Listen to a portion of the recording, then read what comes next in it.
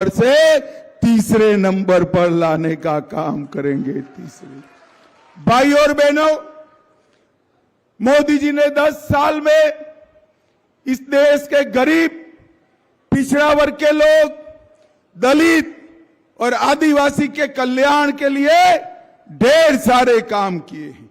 मैं आपको बताने आया हूं, देश के 25 करोड़ गरीबों को गरीबी रेखा के बाहर निकालने का काम नरेंद्र मोदी जी ने किया है।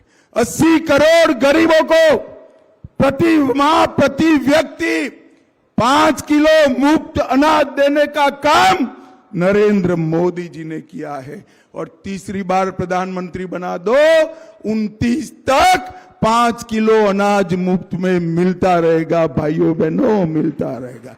12 करोड़ से ज्यादा शौचालय बनाए, 4 करोड़ से ज्यादा लोगों को घर दिया और तीसरी बार प्रधानमंत्री बना दो और 3 करोड़ घर बनाने का काम नरेंद्र मोदी करेंगे।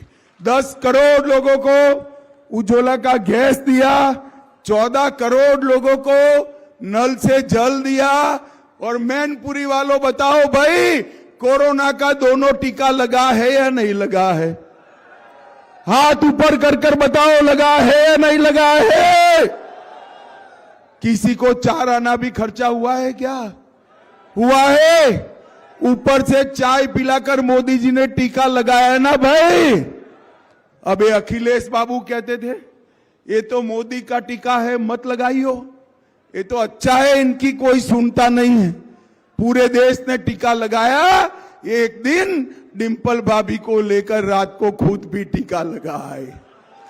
अरे अखिलेश बाबू, कोरोना जैसी महामारी में आप राजनीति करते हो, शर्म करो, शर्म करो, लोगों की चिंता करो।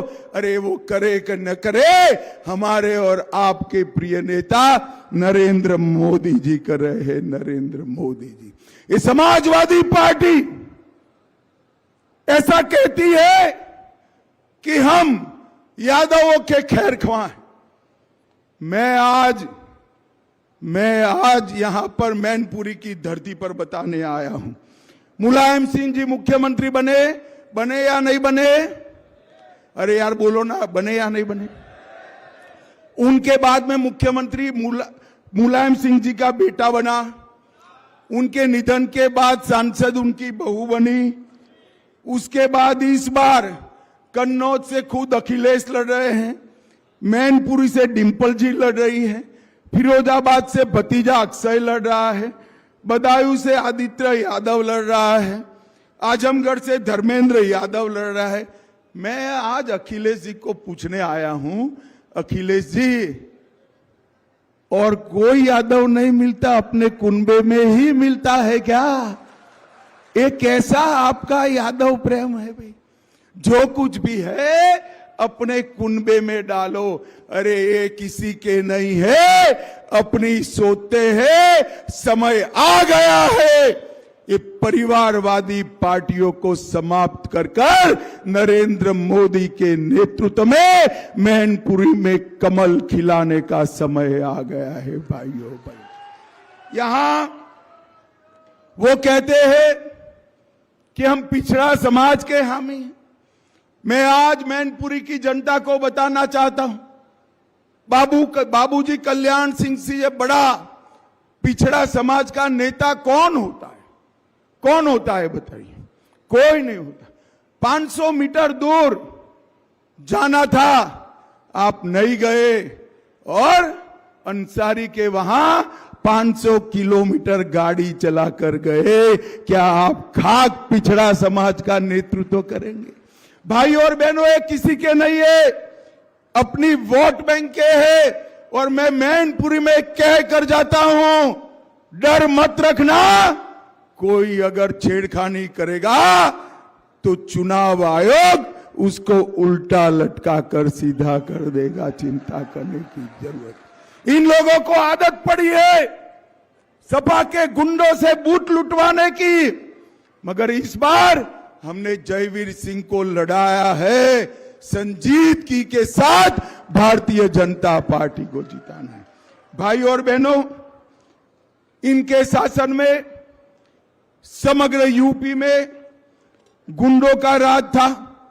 समग्र यूपी में गरीबों की जमीन कब्जाते थे, कट्टे लेकर गोलियां चलाते थे। मोदी जी प्रधानमंत्री बने, थोड़ा कम हुआ। 17 में आपने भाजपा को जिताया, भाजपा ने योगी जी को मुख्यमंत्री बनाया। उसके बाद यूपी से गुंडे पलायन कर रहे हैं। भाई और बहनों, योगी जी ने उत्तर प्रदेश की कानून और व्यवस्था को समग्र देश में सबसे अच्छा करने का काम योगी आदित्यनाथ जी ने किया है। भाई और बहनों, पहले यहां कट्टे बनाने का उद्योग चलता था, अब डिफेंस कॉरिडोर चल रहा है।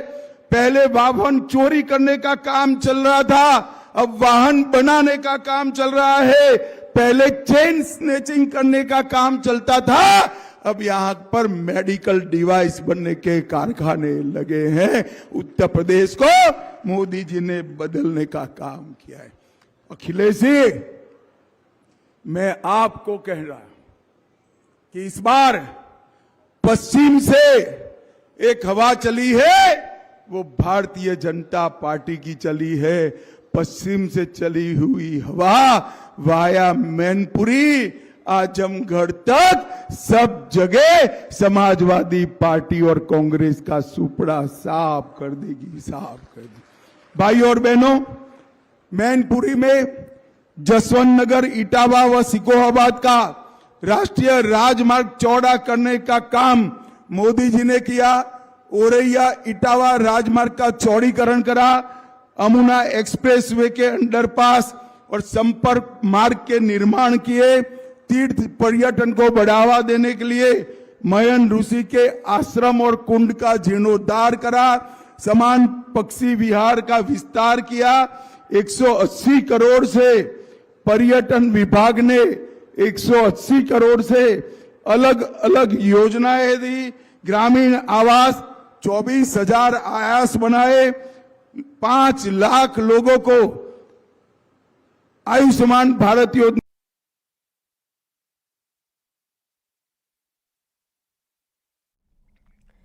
तो केंद्रीय गृह मंत्री अमित शाह को अभी आप लाइव सुन रहे थे मैनपुरी से। यहाँ पर बीजेपी के प्रत्याशी के हक में वोट की अपील यहाँ पर करते हुए नजर आए। कई बड़ी बातें यहाँ पर अमित शाह ने कही हैं। मार्ग के निर्माण किए, तीर्थ पर्यटन को बढ़ावा देने के लिए मयन ऋषि के आश्रम और कुंड का जीर्णोद्धार करा। समान पक्षी विहार का विस्तार किया। 180 करोड़ से पर्यटन विभाग ने 180 करोड़ से अलग अलग योजनाएं दी। ग्रामीण आवास 24,000 आवास बनाए। 5 लाख लोगों को आयुष्मान भारत योजना का फायदा दिया। 72 लाख लोगों को यूपी में गैस का कनेक्शन दिया। 32 लाख सिर्फ मैनपुरी में गरीब कल्याण अन्न योजना करी। जल जीवन मिशन से उत्तर प्रदेश में लाखों लोगों के घर में पानी पहुंचाया। 85 लाख घरों में शौचालय बनाया और 73 लाख 3,000 किसानों को किसान सम्मान निधि देने का काम नरेंद्र मोदी जी ने किया। और मित्रों, मैं आज कहता हूं, मोदी जी ने उत्तर प्रदेश के अंदर 9 से ज्यादा एक्सप्रेसवे बनाए। काशी विश्वनाथ का कॉरिडोर बनाया। पहले 2 एयरपोर्ट थे, 9 बन चुके हैं। उत्तर प्रदेश में 12 एयरपोर्ट नए बन रहे हैं। एशिया का सबसे बड़ा एयरपोर्ट जेवर बनाने का काम चालू है। पहले एक भी मेट्रो नहीं थी, 12 शहरों में मेट्रो का काम चालू है और 5 में मेट्रो चल रही है। डिफेंस इंडस्ट्रियल कॉरिडोर से लाखों करोड़ का इन्वेस्टमेंट आया है। 30 नहर परियोजनाओं से 23 लाख हेक्टेयर भूमि को सिंचित करने का काम किया है। 68 मेडिकल कॉलेज बन चुके हैं, 22 बनने वाले हैं और लगभग medical device park greater Noida में IIT, बरेली में मेगा फूड पार्क, उन्नाव में ट्रांसगंगा सिटी और गोरखपुर में प्लास्टिक पार्क बनाकर उद्योग को लाने का काम नरेंद्र मोदी जी ने किया। भाइयों और बहनों, मैं आप लोगों को एक बात पूछना चाहता हूं। मिलने वाला नहीं है किसी को बहुमत। मोदी जी 400 पार करने वाले, परंतु मुझे बताओ, शायद इंडिया अलायंस को बहुमत मिल जाए तो प्रधानमंत्री कौन बनेगा? कौन बनेगा?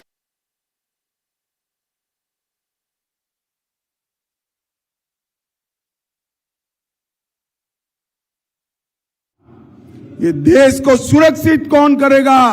अर्थतंत्र को आगे कौन बढ़ाएगा? क्या ममता जी? क्या शरद पवार जी? क्या फेल हो गए यूपी में ऐसे अखिलेश जी या राहुल बाबा? कोई चला सकता है? अरे एक एक साल चलाए तो भी नहीं चला सकता है। देश कौन चला सकता है? जोर से बोलो, देश कौन चला सकता है? देश कौन चला सकता है? सच बात है मैनपुरी वालों, देश केवल और केवल नरेंद्र मोदी चला सकते हैं। भाइयों, नरेंद्र मोदी चला सकते हैं। और मोदी जी ने 10 साल में कर दिखाया है। ये परिवारवादियों का स्वार्थी गठबंधन, ये भ्रष्टाचारियों का भ्रष्ट गठबंधन देश को सुरक्षित नहीं रख सकता, देश को समृद्ध नहीं कर रख सकता, देश को विकसित नहीं रख सकता, देश के पिछड़े दलित आदिवासियों को आगे नहीं बढ़ा सकता। केवल और केवल मोदी जी ही बचा सकते हैं। भाइयों और बहनों, मेरे अभी 2 कार्यक्रम और हैं। बहुत समय के बाद मैनपुरी आया हूं, मगर आज एक वादा लेकर जाऊंगा। 80 की 80 करनी है। जयवीर सिंह को जिताओगे क्या? मैं फिर से कहता हूं, जयवीर सिंह को सांसद बना दो, बड़ा आदमी बनाने का काम हम करेंगे। जयवीर सिंह को जिताएंगे, कमल के निशान पर बटन दबाएंगे, मोदी जी को तीसरी बार प्रधानमंत्री बनाएंगे, यूपी में 80 की 80 सीटें जीतेंगे। तो मेरे साथ दोनों हाथ उठाइए, उठाइए सभी दोनों हाथ, विजय के संकल्प की मुट्ठी भींचे और प्रचंड आवाज से बोलिए, भारत माता की जय श्री राम, जय जय श्री राम। मैनपुरी वालों का बहुत बहुत धन्यवाद।